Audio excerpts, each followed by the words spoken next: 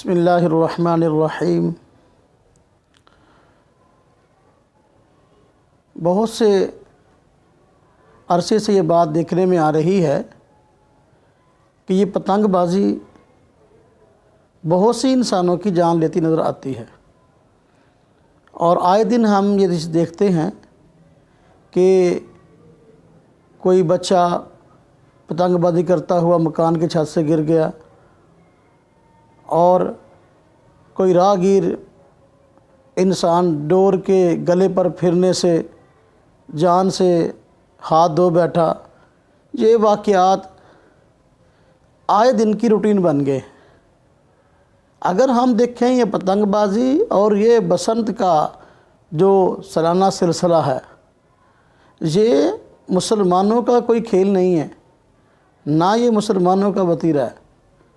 اصل میں یہ خالص ہندوانہ مذہبی رسم ہے، اور ہے بھی ایک گستاخ رسول کی یاد میں۔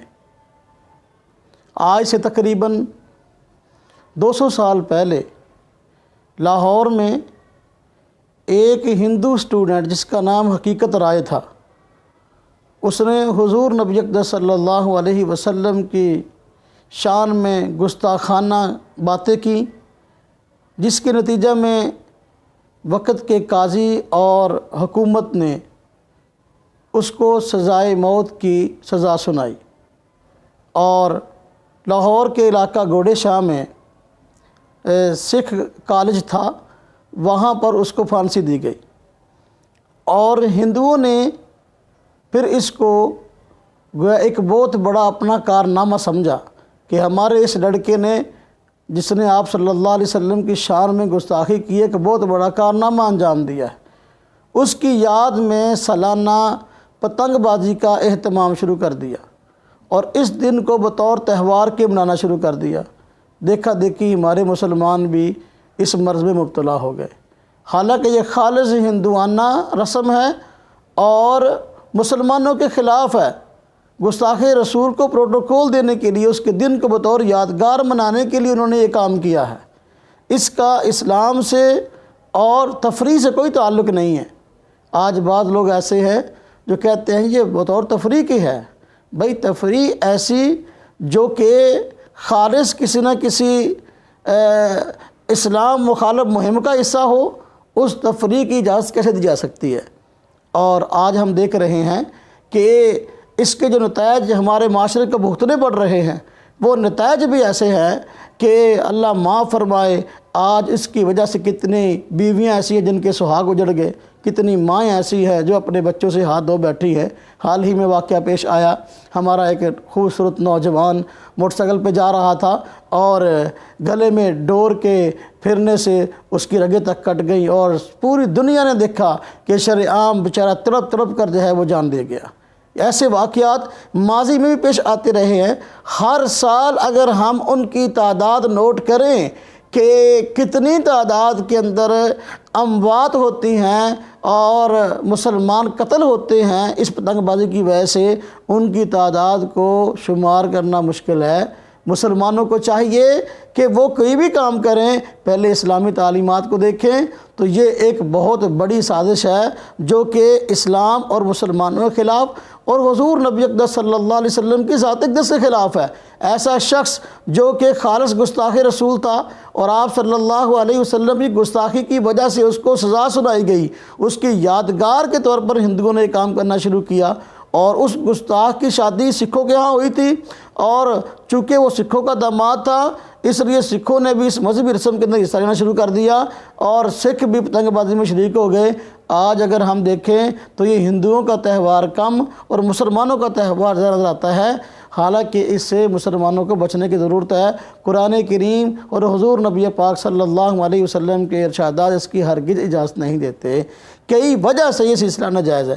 نمبر ایک، مثلا ہم کہہ سکتے ہیں قرآن کریم میں ارشاد ہے کہ بھائی فضول خرچی نہ کرو، جبکہ یہ پتنگ بازی خالص فضول خرچی ہے، لاکھوں روپیہ اس پر اڑایا جاتا ہے اور شرابیں پی جاتی ہیں اور جو ہے وہ ہلڑ بازی اور پتہ نہیں کیا کیا جو ہے وہ فائرنگ کی جاتی ہے اور کیا کیا نقصانات والے کام کیے جاتے ہیں۔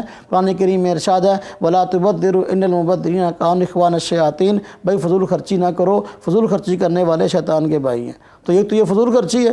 دوسرا، اس وجہ سے بھی یہ ٹھیک نہیں ہے کہ قرآن کریم کے اندر کسی مسلمان کا قتل ناجائز ہے، جبکہ تاریخ شاہد ہے کہ ہر سال جب بھی یہ پتنگ بازی کا موسم آتا ہے تو درجنوں انسان قتل ہوتے ہیں، اور ڈور کے پھرنے سے یا مکان کے سے گرنے سے یا بسا اوقات پتنگ بازی میں لڑائی جھگڑے کی بنا پر ہی جو ہے وہ یہ فساد ہوتا ہے۔ اور قرآن کریم میں ارشاد ہے کہ من قتل منکم متعمدا فجزاؤہ جہنم خالدا فیہا، کہ دیکھو جو بندہ کسی کو جان بوجھ کر قتل کرتا ہے تو قیامت کے دن اس کو یہ سزا ہوگی کہ ہمیشہ ہمیشہ دوزخ کے اندر رہے گا۔ میرے بھائیو، میرے دوستو، میرے عزیزو، تو یہ انسانیت کا قتل ہے، اور انسانیت کے قتل کے اندر ہم کبھی بھی شریک نہ ہوں، اور اس وجہ سے بھی یہ ناجائز ہے کہ یہ کفار کے ساتھ مشابہت ہے۔ اور حضور نبی اکرم صلی اللہ علیہ وسلم نے کفار کے ساتھ مشابہت اختیار کرنے سے منع فرمایا ہے۔ آپ صلی اللہ علیہ وسلم کا ارشاد ہے من تشبہ بقوم فہو منہم،